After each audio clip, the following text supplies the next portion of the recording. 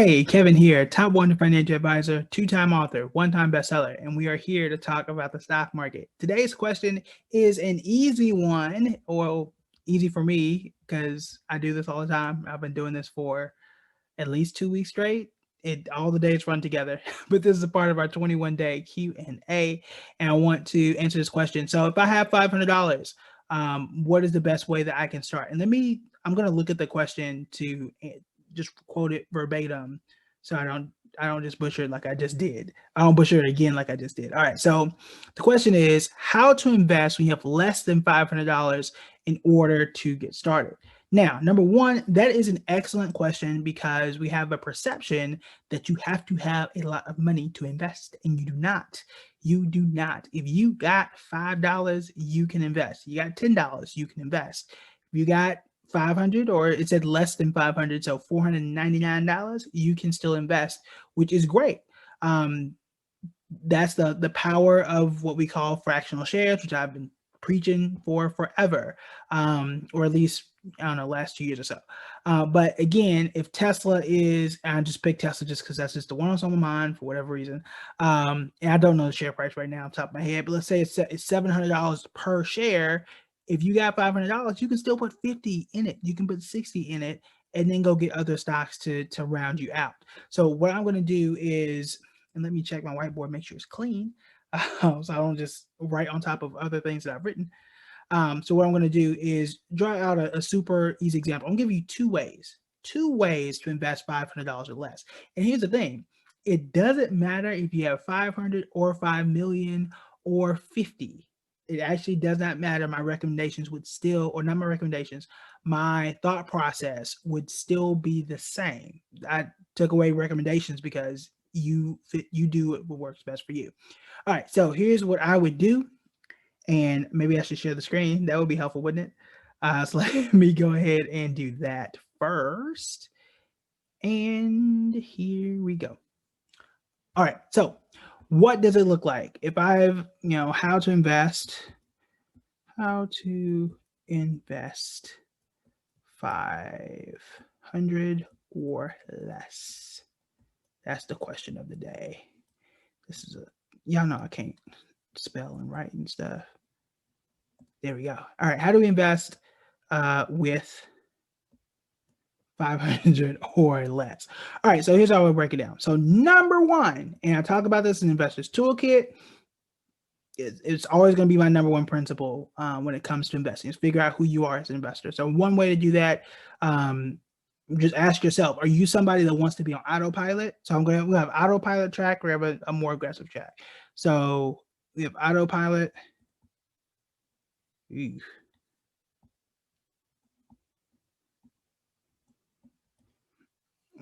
just gonna put auto. We got autopilot, and then we got hands-on. An autopilot investor, that neither is right or wrong. You can be both.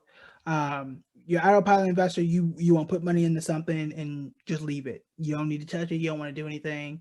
You just come back later. You're hands-on. You are somebody that say, look, I want to really get in here and choose the best stocks, and I want to come back and make some adjustments. I want to come back and make some adjustments later. These should be 6 months apart. And I really want to get in and own individual companies, because that's just the type of person you are. That's fine. Both are fine. Most people should probably be in this category, but again, you can fit in both. I am in both. A lot of my money is on autopilot, where I don't really think about it.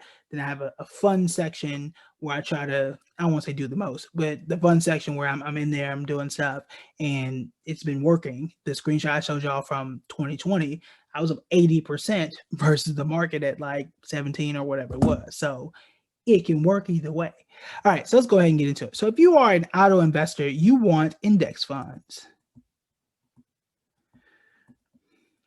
And if I were, and this is just a super, super high level example again, those could be something like VT. Ooh, these are the ticker symbols, if you don't know, VTI and BND is the Vanguard Total Stock Market Index. It owns all the stocks in the U.S. And then BND, D as in dog. BND.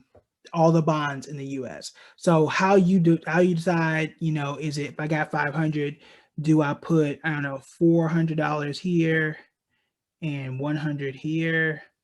That's going to be up to your age. So what most people do, um, just a general rule of thumb, there is a more scientific way to do this. If you're inside the Investors Toolkit, you know what this is.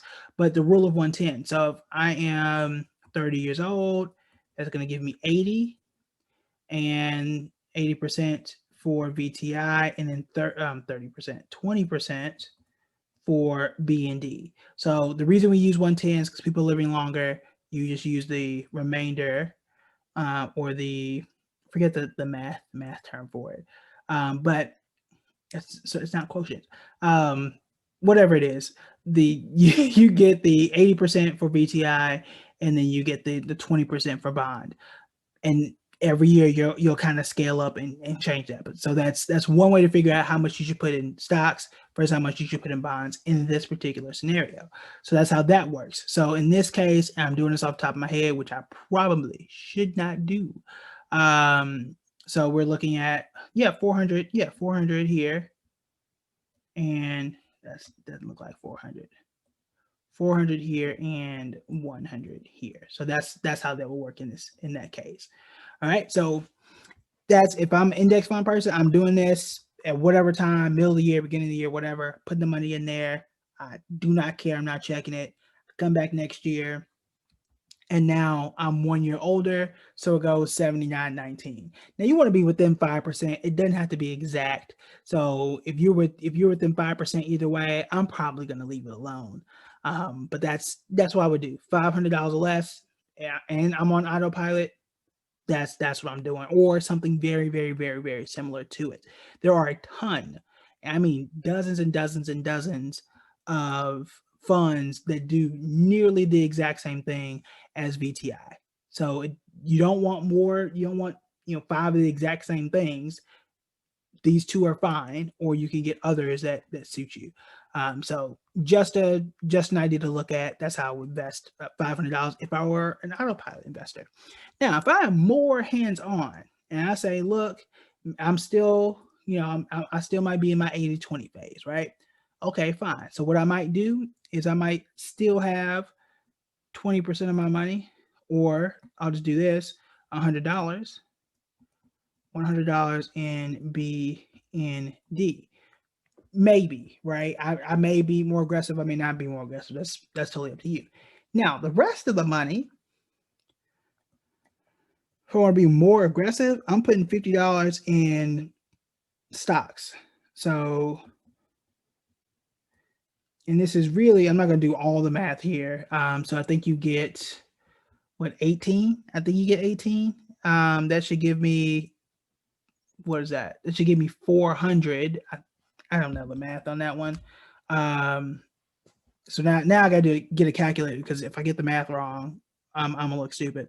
So anyway, I'm getting right around 18 stocks. The rest of it should be in bonds. Let me see, make sure I'm not out here looking a fool. Not, where do you get 900 from? Why is my math off? Oh, I know why. It's 400, and that's what I'm dividing for the rest of it. So let me just check this right quick. So again, so I don't look stupid, which I probably already do, because some of y'all are doing all types of math in your head. So that just was not me in life. It just wasn't. All right, so all right, so there we go. So what I would do is $20 per stock. Now, why am I doing $20 per stock? That's going to allow me to own about 20 stocks total, which should be right around, 5% each. So that's going to keep me diversified. 20 stocks is a decent number that you can do as well to keep everything diversified and even for you. So that's where we got that number from. Just want to check some on my side. Okay, so yeah. So 5% is really $25, but when you add this, it brings it down to 20. All right, so stocks, and you pick whatever stocks you want. Whatever stocks fit you is what you are going to invest in. So I'm just picking whatever comes to mind. So that's Microsoft, and then you do another one, and then maybe this is Square, and it's $20 for each one. And then maybe Google, and then maybe Morgan Stanley. I'm just whatever's coming to mind. And then you do that for 20 different holdings. Now this is a bit harder because maybe these stocks do well, maybe they don't. You're starting off with $20. You come back, so $20 is where they all are. I don't know why I just put 200 like that. There we go. And then you come back, and maybe this one is at, I don't know, 100. So then you have to say, well, do I take this money and put it in the rest of them and balance things out? You got to make some decisions there, which is why it's more hands-on. I do have a system for this inside the Investors Toolkit, which a little too much to kind of explain it in what we hope to be a 10-minute video. But that's essentially it. That's how I would invest the $500. So what I'm doing first is, am I an autopilot investor? Am I a hands-on investor? That's number one. If I know that, that's going to tell me I need to be looking at different individual stocks, or I need to be looking at index funds. From there, I'm doing the rule of 110 to see how much in stocks, how much in bonds. So in this case, let me move this out the way. In this case, 400 to stocks inside of VTI, or really any broad index fund, and then the rest in bonds. I don't touch it. I just come back once a year. If I'm more hands-on, I still want some bonds. So I'm just going to do 20% of 500, which is just $100. I'm putting that in BND. I'm really not touching it. And then for the remaining 400, I can get up to 20 stocks for $20 a piece because I'm using fractional shares. You don't know what fractional shares is? Go all the way back and watch that video in the series. So I can get me Microsoft, a Square, a Google, Morgan Stanley, Bank of America, whatever it is you want to own. You put $20 in all of them. They should grow. And as you continue to go, you can say, look, after 6 months, I need to cut Microsoft. They're not doing it. Maybe I'm cutting Google. They're not doing it. And then rearrange the money and keep everything even again. So that's how I invest $500 or less. Sorry for the math. Whatever that was. I'm not perfect. It is hard to think and talk and write and do math all at the same time. Especially when you're like recording on camera. Like, could I have done it on my own? Yeah, sure. But now I'm out here embarrassing myself. So yeah. But I'm a real person, y'all. I'm not perfect. All right. So that is it for me. I will talk to y'all later. Or it's not it for me. One other thing. If you are more actually, it doesn't matter. If you're a hands-on or you're autopilot, I teach both inside the Investors Toolkit. If you are a hands-on person, then you do definitely, actually no, either one, because we have some index funds inside of the 2021 Investing Yearbook. So either way, I do have you covered. I also teach both inside the Investor Toolkit. So make sure you go to buildingbread.com/2021. That will be in the description above and below. It'll be everywhere you need it. But I think we're only going to do it for about 10 or so more days. So you want to make sure you get it while you can and start the year off right. It is not too late. Yes, it's been a week, maybe 2 weeks.